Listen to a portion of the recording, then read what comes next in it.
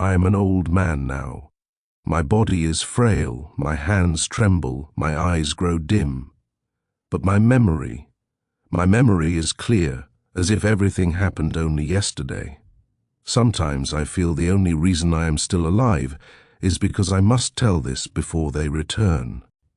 I was just a boy that night. Summer, late 60s. I was walking home through a field, a thick blanket of fog covering the grass. The silence was so heavy I could hear my own heart pounding too loudly. And then a hum, low, stretching, like the earth itself had taken a breath. I looked up and saw it, a disk hanging above the field, alive, shimmering, glowing with its own impossible light. Then came the cold, numbness, a paralyzed body, a flood of light, a white room, and them, tall, thin, faceless, with only eyes, black as endless night. They studied me. They put something inside me, and in the morning, I woke up in the grass with a scar on my wrist and a hollow emptiness that wasn't mine. I thought time would erase it, but forgetting was impossible. Years passed. I married, worked at a factory, raised children, traded an apartment in the city for a small house in the countryside, a garden, quiet, a life that looked like peace. Yet I was never truly alone. At night sometimes I woke to a strange hum, faint like the echo of that night. Sometimes I felt something ticking, buzzing in my chest, like a tiny machine working inside me. I stayed silent. Who would have believed me? But in time I asked myself, why us? Why do they keep coming back? And I realized, we are not just curiosity to them. We are material. They are reshaping us. And in return, piece by piece, they give us knowledge. Think about it. Our progress came too fast. Phones, satellites, computers. It was as if someone kept nudging us forward, scattering sparks, leaving crumbs of fire. Not from us, from them. And it wasn't a gift. It was preparation. For what? I cannot say for certain. Maybe for a world that will be ready for them. Maybe so our cities, our systems, our very way of life will serve their purpose. Perhaps we are their future vessels. Bodies they are remaking for themselves. I can feel it. We are building not for us, but for them. And I am their witness and their anchor. The thing inside me is not just a mark. It is an antenna, a beacon. At times I hear what others cannot. A high ringing, voices at the edge of sleep, the taste of metal in my mouth when they are near. Some days I crave nothing but salt or iron, as though my body hungers not for food, but for elements. The world has changed. Now everyone carries a phone, filming, sharing. And one evening, sitting on my old couch, I scrolled through TikTok when I saw it. Familiar. People were filming glowing discs in the sky, the same I had seen. The same lights, the same hum, even the same silhouettes.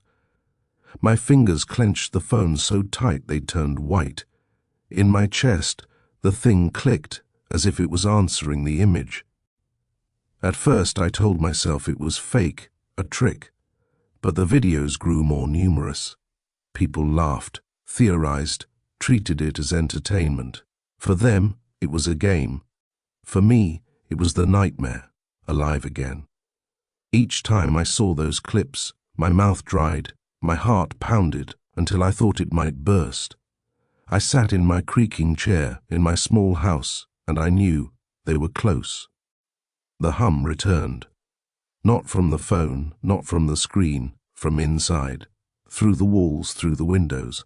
I began to notice other things, lights that weren't there, shadows moving in the garden when it was empty, waking up in the night only to find myself standing at the window staring at the sky as if waiting.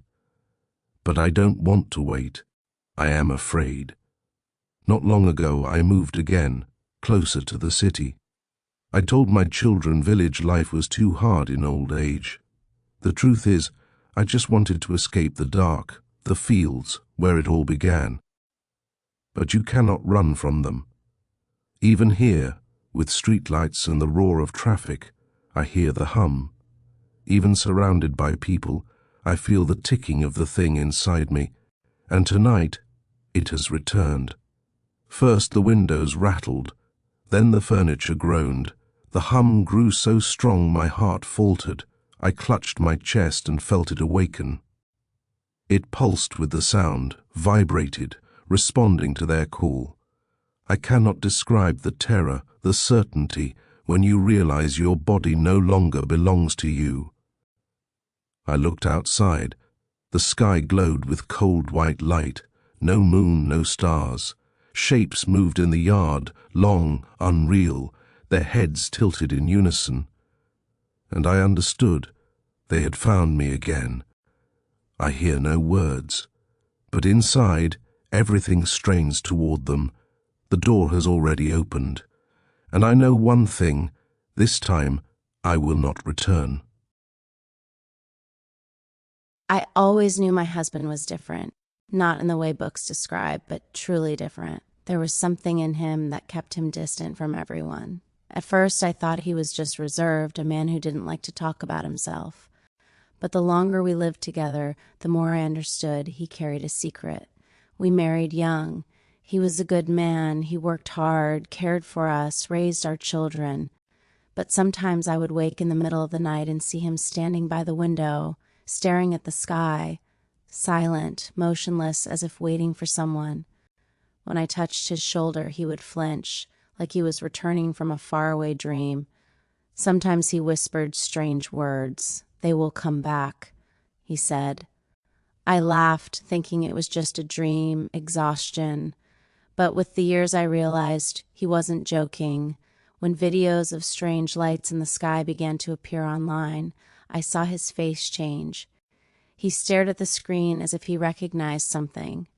His fingers trembled, his eyes turned empty, cold. In the last years, he barely slept.